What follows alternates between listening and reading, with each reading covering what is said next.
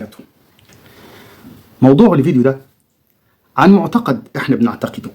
ايه المعتقد ده؟ وهو ان اجساد الانبياء والرسل عليهم السلام جميعا لا تأكلها الارض. برضو اجساد الشهداء. طيب طبعا هتقول لي ده موجود في السنة في الاحاديث. طب ماشي، خليك معايا للاخر. طب والقرآن مفيش بيان ليه خالص؟ هل ده موجود في القرآن؟ هتقول لي طب الموضوع ده اللي انت ذكرته ايه علاقته بموضوع الفيديو اللي انت كتبت عنوانه اللي هو دابة الارض تأكل من سأته، اللي هي سأته الخاصة بسيدنا سليمان عليه السلام. ايه العلاقة بينهم؟ ما دي مدخل عشان افهمك معنى من سأته او من سأته. طيب انا هجيب لك من القرآن. اولا انا ما لقيتش في القرآن ان رب العباد استثنى اي احد من البشر بألا تأكل الارض جسده. طب ان كنت انا تايه ما عارفش حاجة خالص، حد فيكم شاف حاجة جوه القرآن هتقول له كده؟ حد فيكم شاف؟ ان كان شاف يبقى انا ما شفتهاش زي بعض ونذكر بعضينا. اكتبها لي في التعليق واناقشها معاك. لكن بصراحة هات لي اي اثارة من علم لكن في القرآن الكريم، لكن بصراحة ما لقيتش. لكن لقيت ايه؟ لقيت ان الخالق اخبرنا ازاي احنا هنموت وازاي نطلع تاني وما الطريقة، وقال لنا ان الانبياء دول بشر، ما فيش حاجة تاني غير البشر. ليه احنا بنعتقد فيهم معتقد تاني؟ ليه المعتقد ده مع ان الخالق قال لنا اوعوا تعتقدوا فيهم غير انهم بشر؟ وكل من اعتقد في الانبياء انهم غير بشر، طب تقول يا عم احنا عارفينهم بشر. ما هل اذا انت خرجتهم من قانون البشر يبقى كده انت اخدت في معتقد تاني وانت مش عارف. في مشكلة عندنا في العقيدة. ما كانوا قبل كده بيقولوا ايه؟ انما نعبدهم ليقربونا الى الله زلفى. احنا عارفينهم دول مش آلهة بس بيقربونا زلفى، بيقربونا كده درجة من الإله انهم مقربين للإله. هي دي نفس القضية. فانت لما تظن في النبي انه لا ينطبق عليه قانون البشر انت حطيته في موضع تاني، والدليل عندك في القرآن. من فعل ذلك في الأمم السابقة وما زالت وضعوا الأنبياء في مرتبة خارج مرتبة البشر، غير طبيعة البشر. وصلوهم لإيه؟ وصلوهم لآلهة. ما تقوليش لا، أي إنسان حطيته في مرتبة غير مرتبة البشرية وفي مقامه البشري طلعته، أنت خرجت نفسك من العقيدة. معلش، أنا حاشا لله أن أكفر أحدا، لا والله لا والله لا أكفر أحدا. أنا أذكرك فقط، أنا أفكرك بس يا أخوي في الإنسانية أو أخوي في الإسلام. تمام؟ نذكر بعضنا كلنا، أو ما الأخو هي الأخت والأخ. طيب فين في القرآن ربنا قال لنا إزاي إحنا هنطلع؟ ركز في الآيات. أنا جبت لك جزء بسيط من الآيات اللي مذكورة عن الخروج في القرآن، آيات لا حصر لها، عايزة قاموس، عايزة مجلد ضخم عشان نبين الخروج. في سورة، بص ربنا بيقول إيه؟ منها خلقناكم وفيها نعيدكم ومنها نخرجكم تارة أخرى. يبقى ربنا خلقنا من الأرض، ده مش من آدم حتى الآن احنا بنطلع من الأرض، ودي هعمل لك لها فيديو ازاي احنا بنطلع من الأرض. وفيها نعيدكم ومنها نخرجكم تارة أخرى. هل ربنا قال لك إلا حد معين؟ ما حصلش. وعن رسول الله عشان يذكرك يعني عليه أفضل السلام أنه زيك في قانون البشرية. ربنا بيقول له قل احملها وظيفة، قل ده مهمة لازم تبلغها. قل إنما أنا بشر مثلكم يوحى إلي. أنا بشر، اوعوا تظنوا فيا حاجة تاني، اوعوا دماغكم تاخدكم في سكة تاني زي ما عملوا اللي قبليكم. وراجع بعض الأحاديث، المرأة التي أثنت على النبي في الطريق، النبي غضب شديد ووجهه تغير، قال ويحك انت، في معناه يعني انت هتخليني زي ما عملوا اللي قبليه في عيسى؟ لا، اوعوا توصل المرحلة دياتي. بص عن سيدنا عيسى اللي هو قيل عنه أنه إله. شوف قال عن نفسه في القرآن، ربنا هو بيبرئ نفسه، ربنا خلاه يبرئ نفسه في القرآن. قال والسلام علي يوم ولدت ويوم أموت. يعني سيدنا عيسى هيموت، هينزل وهيموت وهيقبر. ليه هيقبر؟ ويوم أبعث حيا. انت فاكر ان سيدنا عيسى هيبعث حيا غير حياتك؟ ما انت هتبعث حيا، انت هتبعث ميت، ما انت هتموت وهتحيا مرة أخرى. أمتنا سنتين وأحييتنا سنتين. احنا كنا ميتين، ربنا أحيانا في بطن الأم، بعد كده هنموت تاني في الأرض في الأم الكبرى، وبعد كده نرجع تاني. ها صح كده؟ سيدنا عيسى نفس الكلام كده، مات سنتين وربنا هيحيي سنتين. هو نفس النهج، هو نفس القانون، ما تغيرش، لأنه الخالق سبحانه وتعالى الحق. هل تعلم ما معنى الحق في علم الكلمة القديم؟ هو قانون، والقانون يعني ذو نظام واحد. لما يقول لك في كذا ما يغيروش سبحانه وتعالى إلا بشيء معين هو عايزه بطريقة معينة، بس ده قانون الأرض ده بينطبق على الكل. في قانون عام وفي قانون خاص للخالق. ده قانون عام، أعطى كل شيء خلقه ثم هدى. ده القانون بتاع الخالق، ساب القانون يمشي. تعالوا نشوف الخروج ازاي. كده عرفنا سيدنا عيسى هينزل وهيبرئ نفسه على الأرض، ودي قصة طويلة، وبعد كده هيموت، وبعد كده هيبعث تاني زينا بالظبط معانا، كله هيبعث بنفس الكيفية. ازاي هنبعث؟ بص ربنا وضحها لك في سورة نوح آية 17 و18: والله أنبتكم من الأرض نباتا. ده ربنا طلعنا من الأرض نبات. طب ازاي؟ روح راجع العلم، شوف انت هتطلع ازاي. هجيبها لك فيديو كده وضحها لك بالتفصيل. والله أنبتكم من الأرض نباتا ثم يعيدكم فيها، انت هترجع تاني جواها، ويخرجكم إخراجا. شفت نبات طول عمرك بيبقى مطمور تحت الارض، بترمي البذره انت والنبات يفضل ينمو تحت الارض، وفجاه تلقاه كده راح طالع مره واحده كده وراح واقف لك بطوله. النبات لا والله، النبات في قانون ربنا حطه فيه. بترمي البذره انت، بتبدا البذره تاكل من الرحم الام الكبرى وهي الارض، تاكل حته حته كده، تفضل تكبر وتنمو تنمو تنمو لغايه ما تشوفها حاجه تاني، خلقا اخر، لغايه ما تشوفها خلقا اخر. الجنين في بطن امه نفس الكلام، والام بتاكل من التربه، دي لفه طويله. طيب يعني ما فيش نبات بيطلع كده مره واحده من تحت الارض. حتى والله لو طلع تحت الارض ونما تحت الارض وطلع لك فجاه، بياخد فترته برضه عشان ينمو ويمتص من الارض ويفضل ينمو بالتدريج.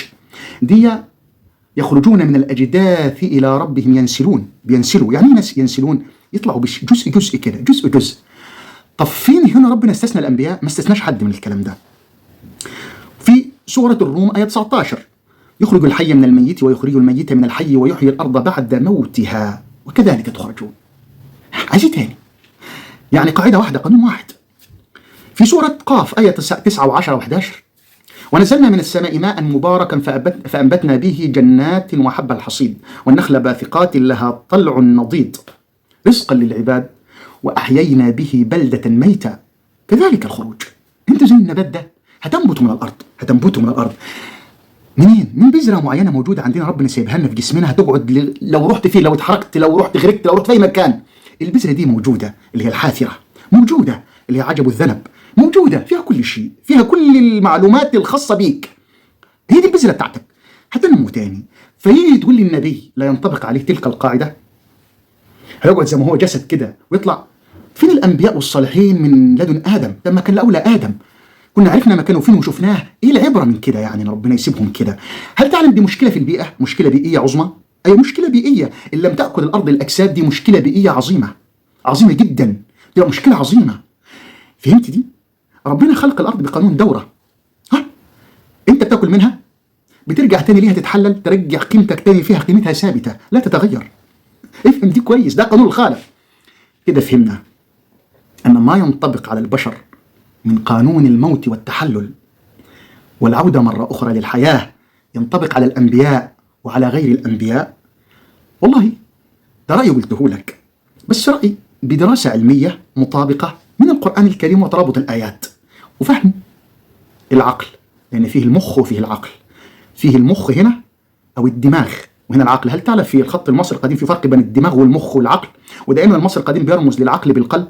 والله بيرمز للعقل بالقلب زي ما قال القرآن: قلوب يعقلون بها. وثبت العلم الحديث إن العقل في القلب، هنعرفها بعدين. طيب إيه علاقتها بمنسأته؟ أنا هقول لك باختصار سريع كده، من جبت لك المقدمة ووضحتها لك. منسأته في علم الكلمة القديم هو السقط. السقط أو السقط. ما هو السقط؟ أي الساقط.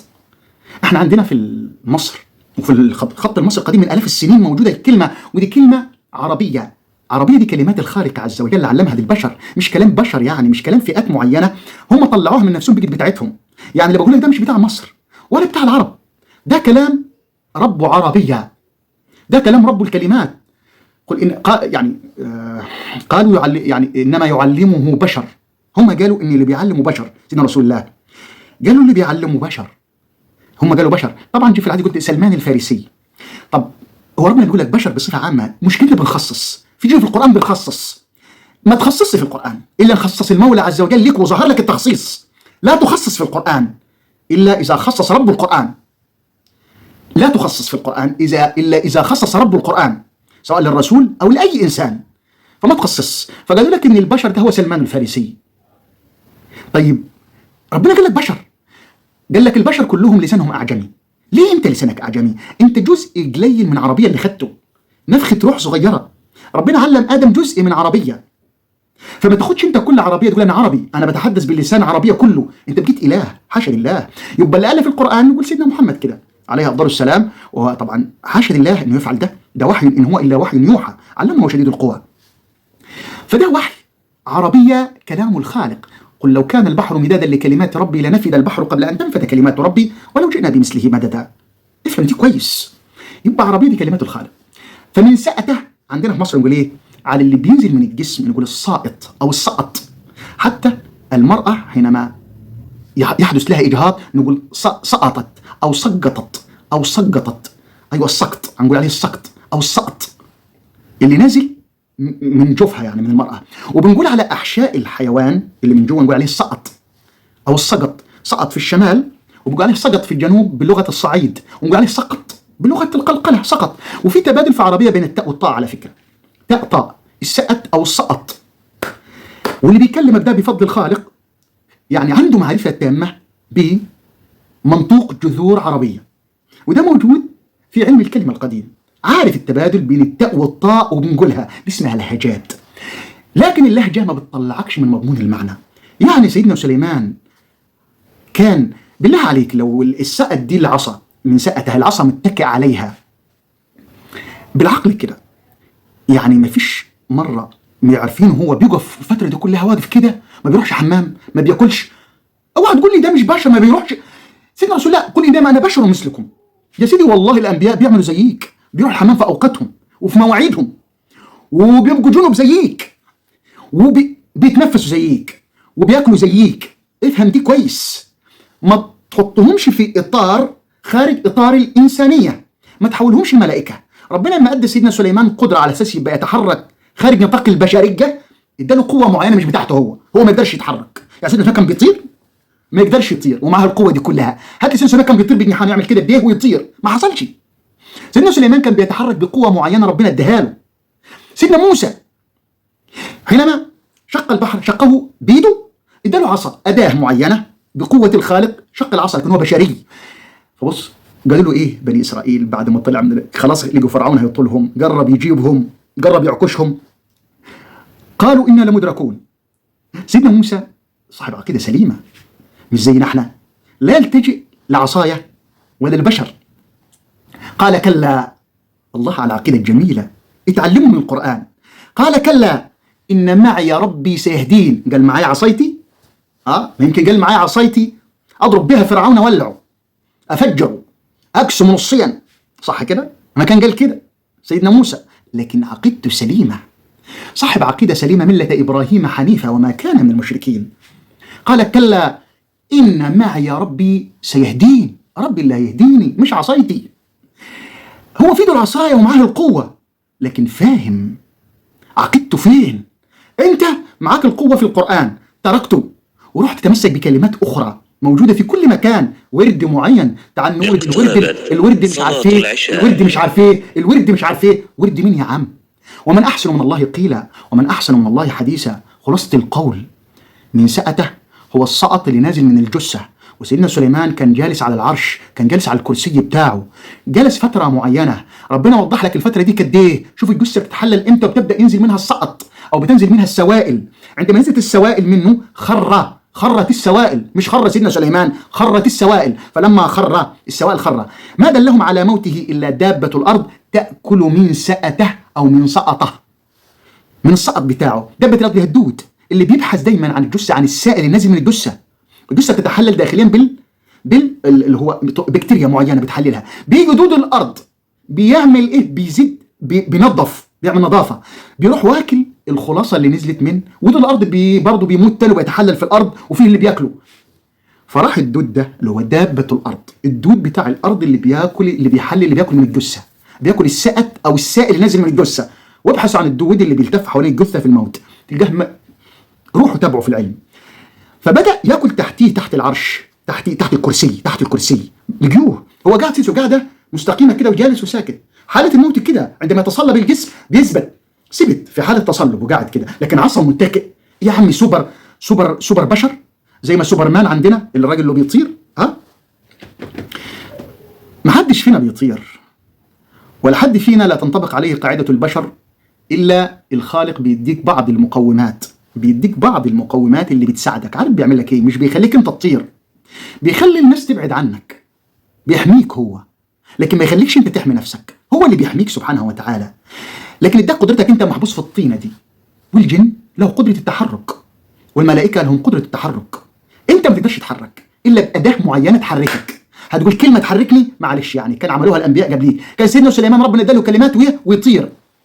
هتقول لي قال الذي عنده علم من الكتاب انا اتيك به قبل ان يرتد اليك طرفك. دي مش كلماته هو، دي كلمات الخالق عز وجل، وكلمات الخالق موجوده في القران، تقدر تطرد بها الشيطان. مش بتاعتك، افهم دي كويس، ولا بتاعت النبي ولا بتاعت الرسول، بتاعت الخالق. انت معاك كلمات في القران تقدر تطرد بها الشيطان وتولعه وتحرقه. مش موجوده بس مش هي الكلمات، ما الكلمات موجوده بس فين القلب السليم؟ دي مشوار كبير عايز شرح. وضحنا كده من ساعته. روح ابحث وشوف الفتره اللي قعدها سيدنا سليمان على الكرسي قد ايه. ادخل ارجع للعلم وشوف الجثه بتنزل منها السوائل امتى، كده الفتره ايه اللي قعدها، وهنعرف من خلال العلم بالمخ والعقل، وبالمخ والدماغ والعقل. هذا والله اعلى واعلم، والسلام عليكم ورحمه الله وبركاته.